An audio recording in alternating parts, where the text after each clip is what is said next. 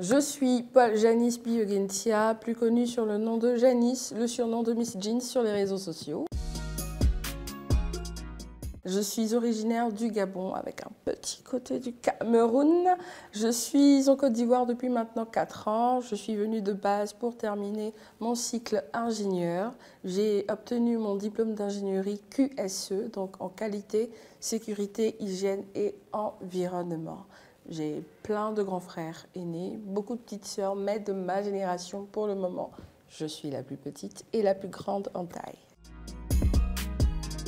Je suis de base quelqu'un d'assez polyvalent. J'ai fait de la danse niveau professionnel au Gabon. J'ai dansé pour des artistes locaux, j'ai dansé dans des groupes de danse, j'ai participé à des battles, des spectacles de danse et des concerts. Après la danse, je me suis mise à la mode. J'ai commencé la mode au Gabon depuis 2013-2014 dans une agence appelée Glam Events. J'ai participé à des concours de beauté, Miss Gabon 2015, Miss Africa Calabar et Miss University Africa au Nigeria, concours de beauté durant lesquels j'ai représenté le Gabon. En venant m'installer à Abidjan, j'ai découvert une autre facette de moi que je ne connaissais pas du tout, c'est le cinéma. Vous avez sûrement pu me voir dans les histoires de Roro pour Live TV et dans Amitié 2.0 de la productrice Odomari. De base, je n'étais pas très réseaux sociaux.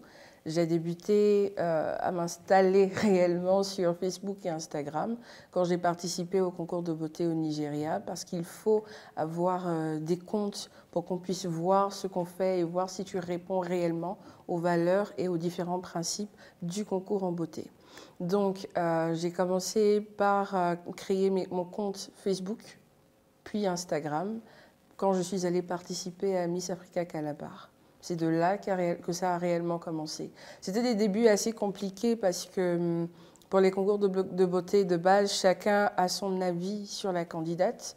Donc il y avait beaucoup de commentaires et d'avis négatifs le plus souvent envers ma personne parce que j'étais plus fine, mais fine avec des rondeurs. Ensuite, il y a eu l'arrivée de TikTok. Alors, TikTok, ça a été très basique. Je commençais, comme tout le monde, à faire des interprétations sur des audios, différentes sources d'audio. Et j'ai remarqué qu'à chaque fois que je portais un vêtement, on me demandait toujours « Mais tu l'as acheté où? Il vient d'où? Tu l'as eu où? Est-ce qu'on peut avoir la référence, le prix ?» Et c'est comme ça que j'ai rapidement compris que je pouvais facilement impacter côté vestimentaire sur l'être humain, du moins les personnes qui me suivent. Et donc, j'ai commencé à le proposer aux marques et c'est comme ça que j'ai pris sur TikTok.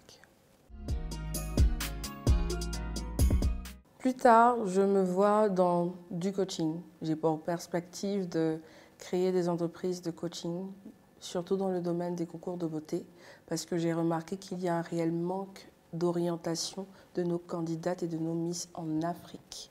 Après, c'est mon avis.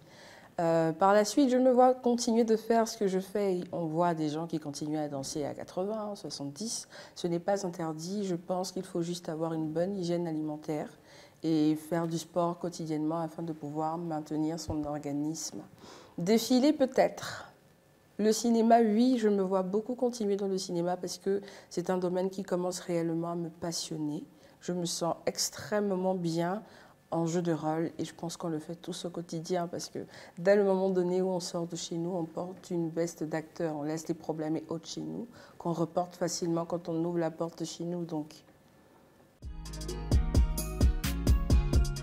merci beaucoup à Pépé Soupe de m'avoir donné cette opportunité de pouvoir m'exprimer et merci de toujours continuer à me suivre.